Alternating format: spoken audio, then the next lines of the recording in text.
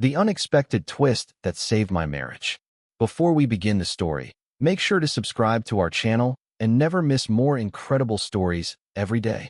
Maybe we should separate, Mira says, like she's placing a cup on a table that's already cracking.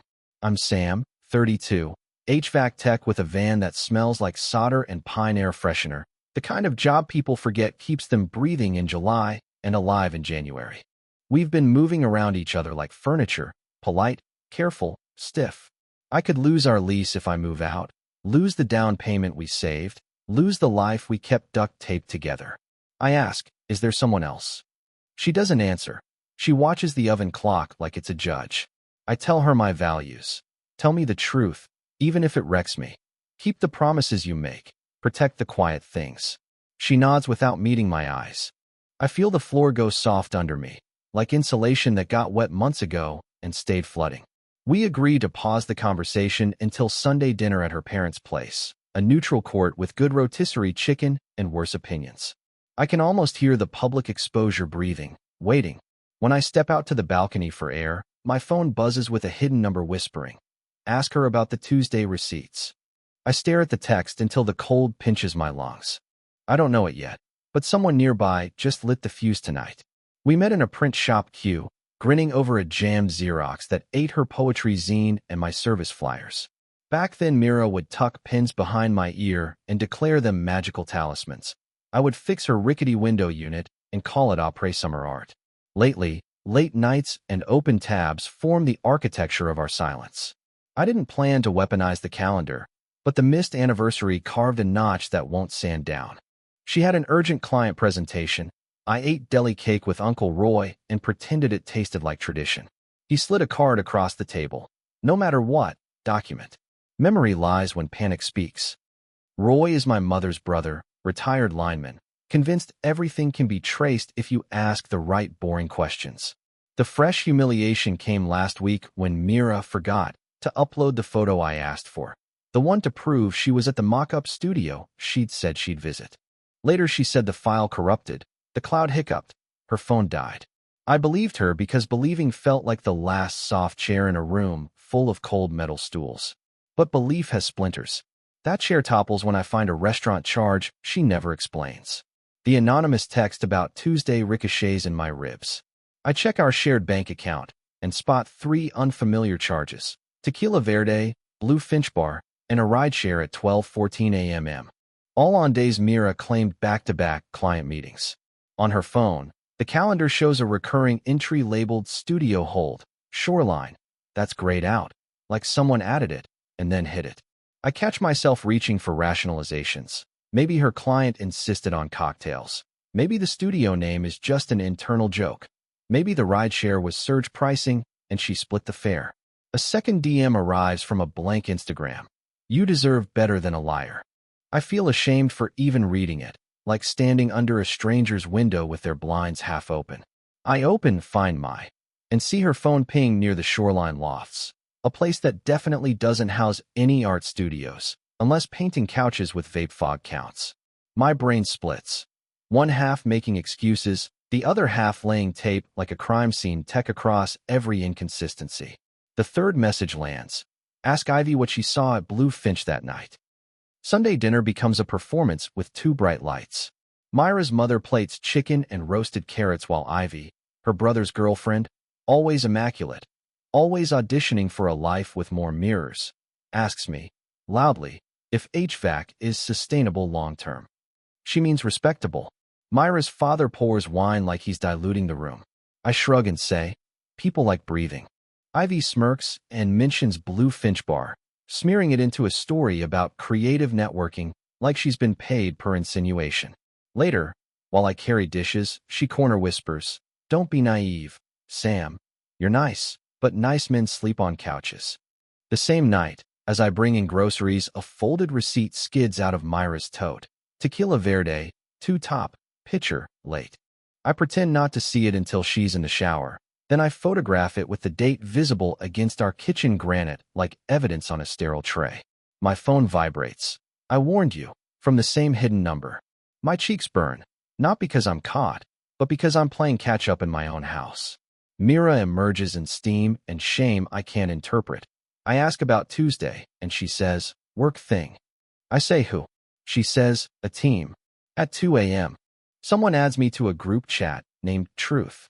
The group chat is 3 numbers and a doctrine of cruelty. Cropped screenshots of Mira laughing with a man whose face is angled away. Timestamps. A rideshare receipt forwarded like a dart. One number keeps posting, the others applaud. I sleep on the couch after a fight about plateaus and priorities. It's not a dramatic exile, just the practical kind where your neck discovers new ways to ache. Uncle Roy calls when he hears my voice grate through a voicemail to myself.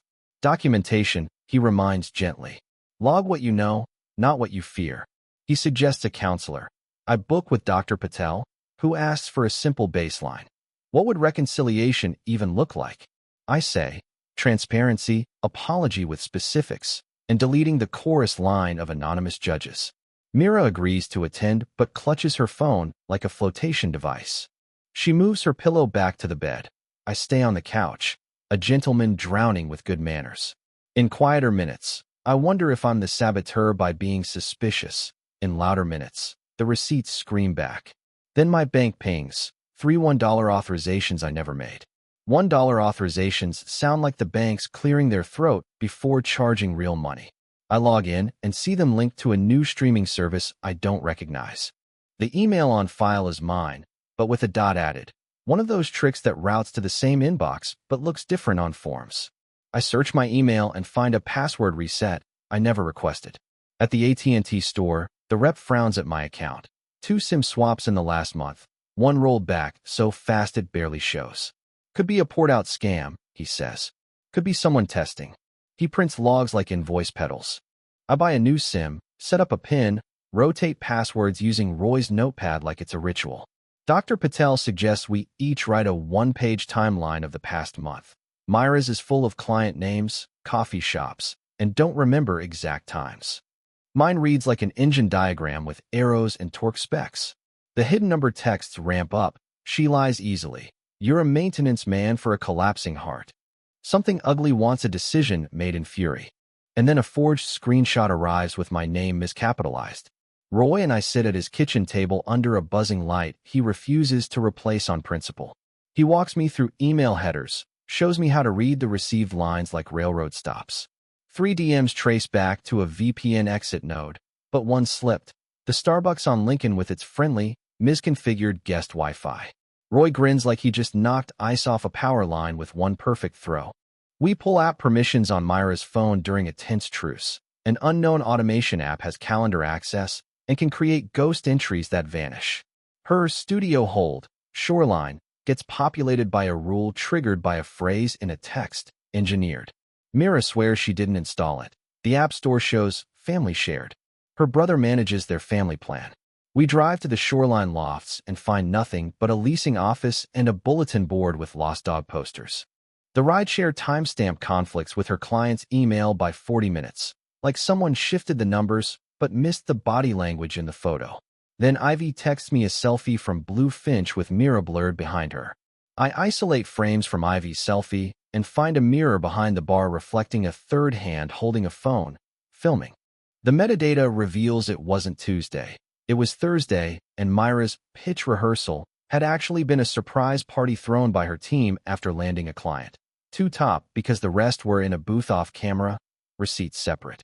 The anonymous account posts a pixelated image of Mira hugging someone. When I track the original through a reverse search, it's from a public story the account downloaded and re-uploaded with a new timestamp overlay. Sabotage, yes, but why? Stakes sharpen. Mira mentions her visa renewal window tightening, and her job depends on not attracting HR drama. If I accuse her publicly, and I'm wrong, I could nudge dominoes that end with her packing suitcases over paperwork. I save CCTV from the building next to Blue Finch before it overwrites midnight. I make a folder labeled evidence with a date and a petty flourish. Final. Inside go the AT&T printouts, the Starbucks IP trace, screenshots of the automation app's permissions, a copy of the family plan rolls showing Myra's brother as organizer, and the bar's neighbor's CCTV frame where Ivy appears at the bar alone at 11:51, texting with a grin. I record a call with the phone store manager confirming the SIM swap attempts originated from a device registered to an email ending with IV. I set Dr. Patel's office as the reveal site, neutral ground with tissues and good lighting. We invite one undecided witness, Myra's father, who cares more about optics than truth, which makes him perfect. The dilemma gnaws. Tell Myra everything now and risk tipping off the saboteur, or build an airtight case and blindside everyone in a room with a rug to pull. I choose to gather one more piece, even if it risks everything. Ivy invites me for coffee to talk like adults, her words lacquered, her smile careful. She chooses the corner table where the cafe's camera can see us, which I notice the way I notice a Ms. wired thermostat, instantly, with a hum. She speaks softly. Myra deserves someone ambitious. She taps her nails on her phone. A DM pings my screen while we sit there. A cropped pic of me in that exact chair now, with the caption, "He's moving on already." She's running the play live, mid-sip. I almost explode the plan, almost tell her I know about the sim, the automation app, the Starbucks slip. Uncle Roy's text arrives like a hand on my shoulder from another room. Do not narrate for your enemy. Record your enemy. I excuse myself, step outside, call Dr. Patel, and move the meeting up to tomorrow. When I return, Ivy is gone, leaving her napkin with a lipstick crescent and a line. Truth favors the brave. I turn the napkin over and see my email address handwritten wrong. We sit in Dr. Patel's office, a polite theater with soft chairs and a clock that doesn't tick loudly enough to be honest. Myra grips a tissue. Her father adjusts his cufflinks like he's fixing the day. Dr. Patel opens. We are here to compare perspectives against evidence. I ask permission to screen share from my laptop to the wall-mounted monitor. I start with the calendar ghost entries, show the automation app, the family plan, the triggers. I show the SIM swap attempts and the recording from the AT&T manager who describes an authorization email prefixing Ivy. Myra's father interrupts. This is an accusation by implication. Dr. Patel raises a hand and asks him to hold questions. I play the neighbor's CCTV clip, freeze at 11:51 p.m. Zoom. Ivy at the bar, alone, phone aloft, my contact card on screen in the reflection courtesy of the bartender's polished bottles. Then Dr. Patel invites Ivy in from the waiting room. I asked her to sit in. Ivy enters, controlled surprise flickering, then settling into suite. Dr. Patel summarizes findings calmly. I lay out the Starbucks IP slip. Ivy chuckles, so I drink coffee. I pull the AT&T note about the SIM swap, the miscapitalized name in the forged screenshot, the lipstick napkin with my email wrongly dotted just like the spoofed subscriptions. Coincidences, she says. I bring up motive, and Myra's father goes very still. The family business succession paperwork surfaced last week, he says slowly. Employees can't have active domestic scandals, and Ivy, as his son's partner, would benefit if Myra relocated or divorced under a cloud. Myra speaks for the first time without shaking.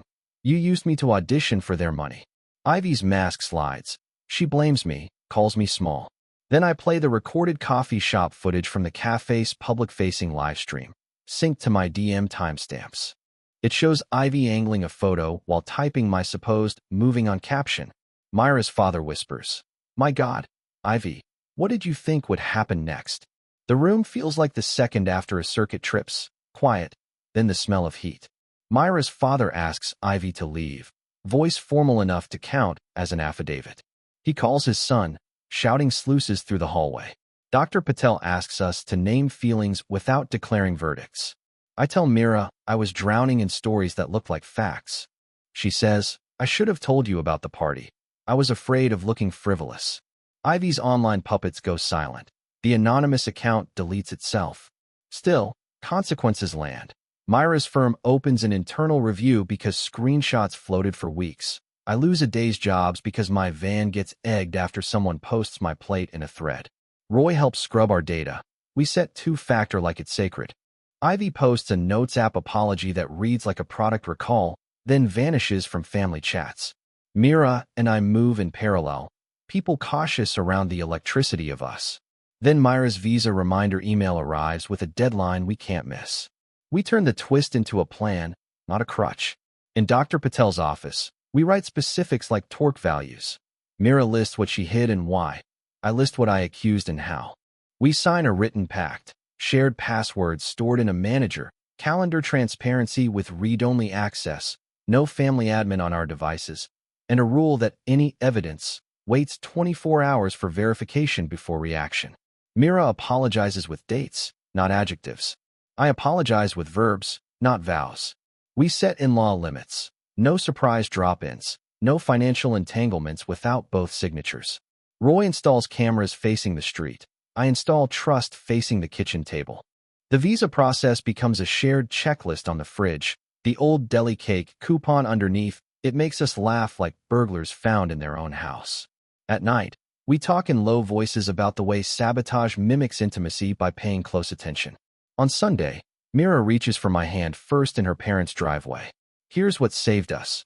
Not rage, not a miracle, just boring, documented truth marching faster than rumor. The unexpected twist wasn't Ivy's scheme. It was the moment we chose radical honesty under fluorescent office lights with an audience. If you're watching this and you feel the breath of anonymous judgments on your neck, do 3 things today. Lock your SIM with a PIN, check your family plan admin, and print your last month of statements with a pen in hand. Name your boundaries out loud like you're reading instructions to a beloved machine you refuse to let fail. Our hopeful image is small, a pot of basil on our sill thriving because we finally remembered to water it on alternating days, a calendar entry we both can see. Love after sabotage is not soft, it's sturdy. It is not forgiving the trap, it's refusing to step there again together.